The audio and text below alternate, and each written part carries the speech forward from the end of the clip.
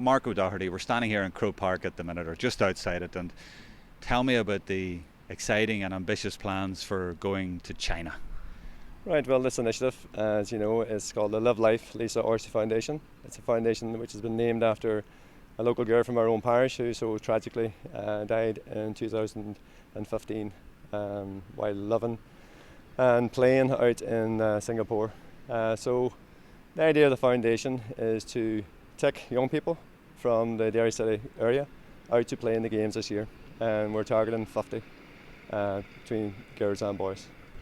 Do they know what they're letting themselves in for? No, I don't think. I think initially when the call went out, I think people probably thought it was just a trip to China, but now they've had a lot more meetings and a bit more in-depth discussion about it. They are really up for it now. They realise it's a proper competition, you know. And who are these 50 people? Are they young people, old people? Are they footballers, hurlers? What are they? Right, we targeted between 18 and 22. Lisa was 22.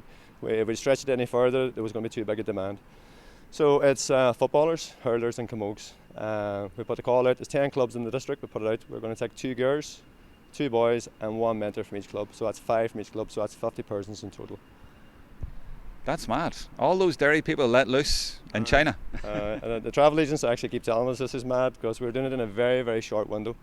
But the plan initially when we put the call out was to do it in 2017. But such was the demand that we brought it forward and we're doing it now in a very short window. It's a lot of money to raise. They have £1,500 to raise per person. It's not a free trip. We are facilitators through the foundation of the trip. And they've all come and paid their deposits and they're ready to go.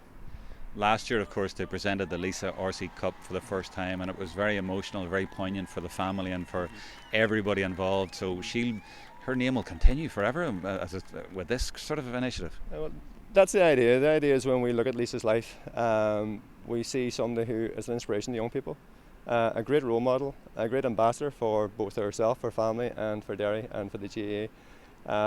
In a way, we're trying to change the narrative around Lisa, because Lisa's story is so tragic and so sad, and yet when you actually read the proper story, there's the benefactors of her organ donation and about all the people who met her who were overwhelmed by her and touched by her.